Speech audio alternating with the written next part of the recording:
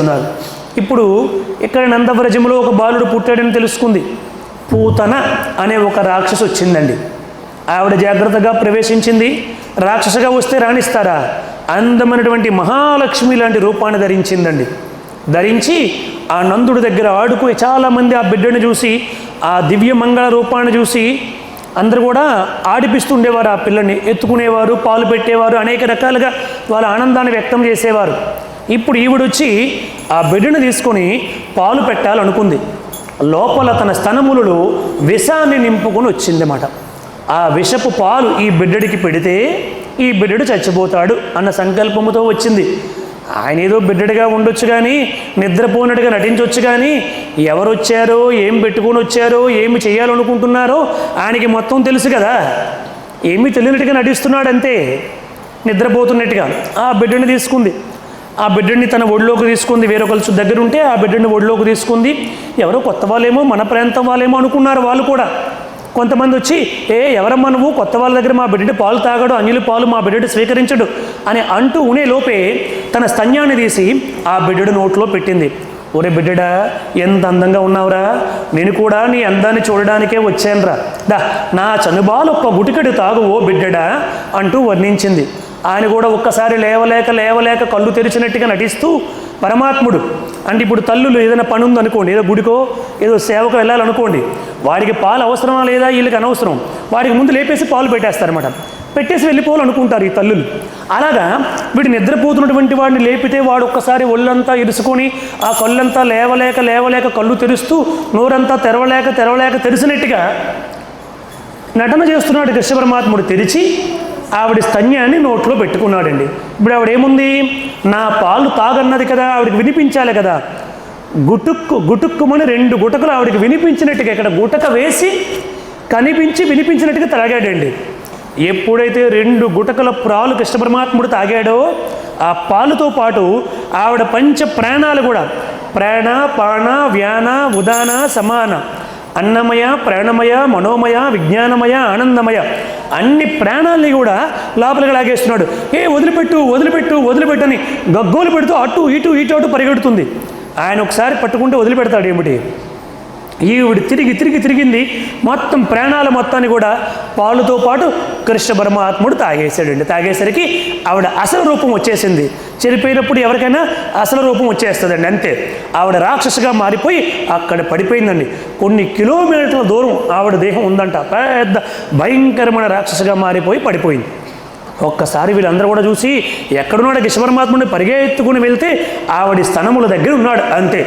ఆ పరమాత్ముని తీసుకొచ్చి, అయ్యో యశోద ఎంతో భయపడిపోయి, నాయన ఏమిటి రాక్షసు ఇలా వచ్చింది, నువ్వేమిటి ఇలా పడిపోయావని చెప్పి ఆ గోవు దగ్గరికి తీసుకెళ్ళి ఆ గోమూత్రాన్ని కృష్ణుడి పైన జల్లి ఆ గోవు యొక్క పేడ తీసి ఆయనకు బొట్టు పెట్టేసి, నారాయణుడిని రక్షించుదురుగాక, వాసుదేవుడిని కాపాడుదురుగాక అని చెప్పి ఆ తోక చుట్టూ ఆయనకు దిష్టి తీసింది మాట ఆవిడ. ఆయన ఎవరు? నారాయణుడు. ఆ నారాయణుణ్ణి నిన్ను నారాయణుడు రక్షించుదురుగాక అన అమాయకత్వంతో, తల్లి ప్రేమ కదా పాపం, ఆ మాతృవాత్సల్యముతో అలా అన్నీ కూడా తీసి మొత్తానికి రక్షించబడ్డాం అనుకుందండి. ఇక్కడికి వచ్చేసరికి అందరూ కూడా ఆ రాక్షసును చూసి, ఏమిటి రాక్షని చెప్పి నందాదులందరూ కూడా వచ్చి అప్పుడే కంసుడికి కప్పం కట్టడానికి వెళ్ళాడు. వసుదేవుడు కూడా అక్కడ కలిశాడు నందుడికి. నువ్వు తొందరగా వెళ్ళిపో, ఉత్పాతాలు వస్తున్నాయి, ఈ మధ్య రోజులేమీ కూడా బాగులేదు, నువ్వు జాగ్రత్తగా ఇంటికి తొందరగా వెళ్ళిపో అని నందుడిని పంపించాడు. ఆ నందుడు వస్తూ ఉంటే కొన్ని కిలోమీటర్ల దూరం పడిపోయినటువంటి ఈ రాక్షసును చూశాడు. ఏమిటిదంతా అని చెప్పి వచ్చి జరిగిన విషయాన్ని అడిగి తెలుసుకుని పెద్ద రంపాలు, కత్తులు, గొడ్డళ్ళు అన్నీ పట్టుకొని వెళ్ళి ఇప్పుడు ఆ రాక్షసుని కొయ్యడం మొదలుపెట్టారు. మరి దాన్ని తగలబెట్టాలి కదా, అలా ఉంటే కుళ్ళిపోయి మొత్తం నగరం అంతా కూడా కంపైపోతుంది కదా. కోసారండి. కోసేసి పెద్ద కర్రలు, చెక్కలు అన్నీ కూడా తీసుకొచ్చి దానిపైన వేసి తగలబెట్టారండి. ఇప్పుడు దుర్వాసన వస్తుందని చెప్పి వీళ్ళందరూ ముక్కులు మూసుకున్నారండి. స్వామి చెప్పారు, అది దుర్వాసన రాకుండా గొప్ప సుగంధభరితమైనటువంటి వాసన రావడం మొదలుపెట్టిందండి. ఏమిటి సుగంధపూరిత వాసన వస్తుంది, ఏమిటి దుర్వాసన రావాలి కదా రాక్షసి చచ్చిపోతే అని చెప్పంటే అప్పుడు స్వామి చెప్పారు, అలా ఎందుకోసం వచ్చిందంటే, అక్కడ భాగవతంలో పోతన ఎంతవరకు చెప్పారంటే, వ్యాసుడు ఎంతవరకు చెప్పారంటే, ఆవిడ కొద్దిసేపు కృష్ణ పరమాత్ముడికి తల్లిలా నటించింది కాబట్టి నటన చేసినందుకు కూడా ఆవిడికి సువాసన వచ్చింది, ఆవిడ ఊర్ధ్వలోకాలకు వెళ్ళిపోయింది, భగవంతుడిలో ఐక్యమైపోయింది అన్న నటన. తల్లిలా నటిస్తేనే అలా ఉంటే మనకి ఇంకా ఎంత అనుగ్రహం ఉంటుందో చూడండి. అందుకోసమని ఇప్పుడు ఇక్కడికి వచ్చేసరికి స్వామి చెప్పారు, అసలు ఈ పూతన ఎవరు అని చెప్పంటే పూర్వజన్మలో ఈవిడ రత్నమాల, ఈవిడి పేరు. కొన్ని గ్రంథాల్లో రత్నావళి అని కూడా ఉంది. బలిచక్రవర్తి యొక్క కుమార్తె ఈవిడ. వామనమూర్తి వెళ్ళి బలిచక్రవర్తికి 3 అడుగులు నేల దానం అడిగినప్పుడు ఆ వస్తున్నటువంటి వటువును చూసి వరచేలములో, మాడలో, మన్యములో, విమృష్టాన్నములో, మడులో, మాణిక్యములో ఏమి కావాలో కోరుకో ఇస్తాను అన్నాడు బలిచక్రవర్తి. అయ్యో నాకెందుకయ్యా అవన్నీ కూడా, నాకు 3 అడుగులు నేల ఇవ్వు చాలు అన్నాడు ఈయన. అలా వచ్చినటువంటి ఆ వటువును చూసి ఈ బలిచక్రవర్తి కుమార్తె రత్నమాల అనుకుందంట, బా ఈ పిల్లవాడు ఎంత అందంగా ఉన్నాడు, ఏ తల్లికి పుట్టాడో, ఇటువంటి బిడ్డడు నాకే కనుక ఉండుంటే నా చనుబాలు ప్రేమారా పెట్టి ఆడించి పాడించి ఎంతో ఆనందాన్ని పొందేదానిని అని అనుకుందంట. ఆ బిడ్డని చూడగానే ఎలా మనస్ఫూర్తిగా అనుకుంది. అలా అనుకుంది. కొద్దిసేపటికి ఏం జరిగింది, వాళ్ళిద్దరి మధ్య గొప్ప చర్చ నడిచింది. ఏం కావాలో కోరుకున్నాడు, నాకేమీ వద్దయ్యా 3 అడుగులు నేల ఇవ్వు చాలన్నాడు. శుక్రాచార్యుడు వచ్చి, వచ్చినటువంటి వాడు ఎవరనుకుంటున్నావు, ఇందాక నుంచి ఇచ్చేస్తాను అంటున్నావు, వచ్చినవాడు సామాన్యుడు కాదయ్యా, నారాయణుడు వచ్చాడు, 3 అడుగులు నేల అడుగుతున్నాడు, నువ్వు ఇవ్వొద్దు, నా మాట విను అన్నాడు గురువైనటువంటి శుక్రాచార్యుడు. గురుదేవా నీవే చెబుతున్నావు వచ్చినవాడు నారాయణుడని, నారాయణుడు చెయ్యి క్రిందయ్యి నా చెయ్యి పైన అయితే అంతకంటే నాకు కావలసింది ఏముంది గురుదేవా, కాబట్టి నేను ఇచ్చేస్తాను, మీ మాట కాదంటున్నాను, నన్ను క్షమించండి, నేను మాత్రం ఇస్తాను. ఎందుకంటే ఎంత గొప్పది ఆ చెయ్యి. ఆదిని శ్రీసతి కొప్పుపై, తనువుపై, హంసోత్తరీయంబుపై, పాదాబ్జంబులకై, కపోలతటిపై, పాలిండ్లపై నూతన మర్యాదను చెందు కరంబు క్రిందగుట, మేదైనా కరంబుండుట మేల్గాదే, రాజ్యము గీజ్యము సతతమే కాయంబున అపాయమే. ఎవరికి కావాలి గురుదేవా ఈ రాజ్యము? ఎటువంటి చెయ్యది?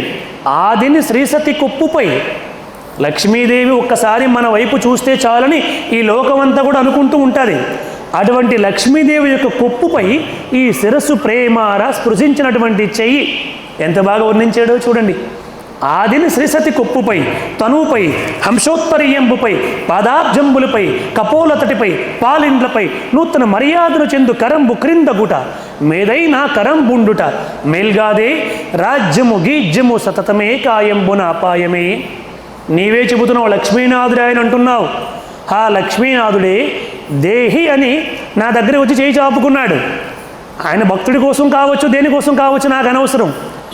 నారాయణుడే వచ్చి తన భక్త సంరక్షణార్థం చేయి చాపుకున్నాడు అన్నటువంటి పేరు నారాయణుడికి వస్తుంది. నారాయణుడికి దానము చేశాడు బలిచక్రవర్తి అన్న పేరు నాకు వస్తుంది, కాబట్టి నేను ఇచ్చేస్తాను గురుదేవా అని చెప్పి లక్ష్మీదేవిని గొప్పగా వర్ణించాడు. ఎవరు? ఆ యొక్క బలిచక్రవర్తి. మనందరం కూడా చూస్తే కనకదార స్తోత్రములో అద్భుతముగా ఆ అమ్మవారి యొక్క దివ్య ముగ్ధ మనోహర రూపాన్ని వర్ణించారు, ఆవిడ దయని వర్ణించారు, ఆవిడ చూపుల్ని వర్ణించారండి శంకరాచార్యులు వారు. దద్యా దయానుపవనోద్ర వినాంబుదార అస్మిన్న కించన విహంగ శిశో విషన్నే దుష్కర్మగర్మమపనీయ చిరాయ దూరం నారాయణ ప్రణయని నైనాంబువాహ ఇష్టా విశిష్టమతయోపి యయాదయార్ద్ర దృష్ట్వా త్రివిష్టప పదం సులభం భజంతే దృష్టి ప్రహృష్టకమలోదర దీప్తిరిష్టాం పుష్టిం కృషిష్టమమ పుష్కరవిష్టరాయా గీర్దేవతేతి గరుడధ్వజ సుందరీతి శాకాంబరీతి శశిశేఖర వల్లభేతి సృష్టిస్థితి ప్రళయకేలిసి సంస్థితాయై తస్యై నమస్త్రిభువనైక గురోస్తరుణ్యై అంటూ అద్భుతముగా 25 శ్లోకాల్లో అమ్మవారిని వర్ణించారు శంకరాచార్యులు. ఇక్కడ అదే ఈయన వర్ణించారు. అటువంటి లక్ష్మీనాథుడు వచ్చి నా దగ్గర చేయి చాపితే నేను ఇవ్వకుండా ఎందుకుంటాను గురుదేవా, ఇచ్చేస్తాను అని చెప్పన్నాడు. సరే ఇచ్చేశాడు. అప్పుడు 3 అడుగులు నేల ఇచ్చాడు. ఆయన అడిగాడు, 3 అడుగులు ఏం చేసుకుంటావయ్యా, నాకు తెలియక అడుగుతున్నాను, నేను ఎవరిని బలిచక్రవర్తిని, నేను కావాలంటే కొన్ని వేల ఎకరాలు నీకు దానం ఇవ్వగలను. అయ్యో అవన్నీ నాకు వద్దయ్యా, నాకు 3 అడుగులు చాలు. ఏం చేసుకుంటావయ్యా 3 అడుగులు అంటే? ఏదో సన్యాసిని, అక్కడ కూర్చుంటాను, జపం చేసుకుంటాను, ధ్యానం చేసుకుంటాను, సంధ్యావందనం చేసుకుంటాను, అంతే, నాకు 3 అడుగులు ఇవ్వు చాలు అన్నాడు. 3 అడుగులు ఇచ్చేశాడు. కొలుసుకోవచ్చా అంటే కొలుసుకోవయ్యా, బ్రహ్మ మానవకోత్తములెమ్మ నీ వాంఛితమ్ము లేదనకిత్తున్. వింజావలి ఇటురా, తన భార్య వింజావలిని పిలిచాడు. వింజావలి, ఇదిగో దారపోస్తున్నాను ఈ బ్రాహ్మణోత్తముడికి, వటువుకి, ఆ బంగారు పాత్రను తీసుకునిరా, ఇతనికి దారపోసేద్దాం అని చెప్పి 3 అడుగుల నేల దానం ఇచ్చేశాడు శాస్త్రోక్తముగా. వింజావలి నీళ్లు పోస్తూ ఉంటే బలిచక్రవర్తి ఆ మంత్రాలు సాక్షిగా, వేద మంత్రాలు సాక్షిగా ఇచ్చేశాడు. ఇదంతా చూస్తుంది ఎవరు? రత్నావలి. తన కుమార్తె చూస్తుంది. ఇప్పుడు వెంటనే ఏమయ్యాడు? ఒక్కసారి విజృంభించాడు.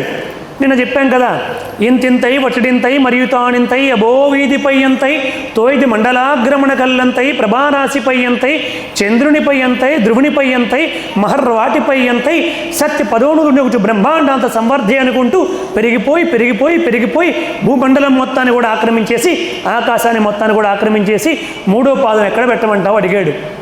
స్వామి ఇచ్చిన మాట తప్పను కాబట్టి నా తలపైన పెట్టండి మీ 3వ పాదం అన్నాడండి. అంతే.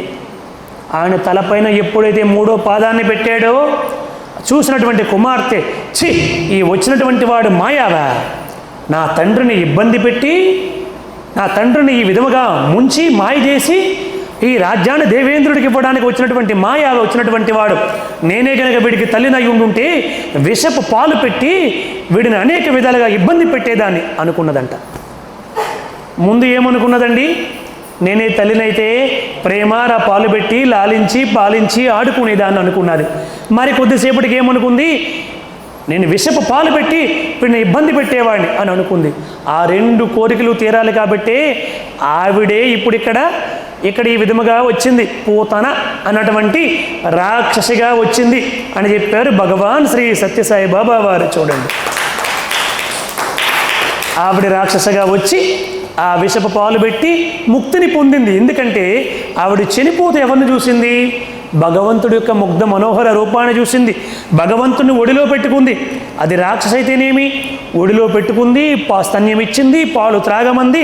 ఒకటే పొరపాటు విషాన్ని పెట్టుకుంది అంతే. మొత్తానికి దానికి మాత్రం ముక్తిని ప్రసాదించాడు భగవంతుడు. భగవంతుడు నమ్ముకున్నటువంటి వాళ్ళకి ఎవరికైనా భగవంతుడు ముక్తిని ప్రసాదిస్తాడు అని చెప్పారు భగవాన్ శ్రీ సత్యసాయి బాబా వారు.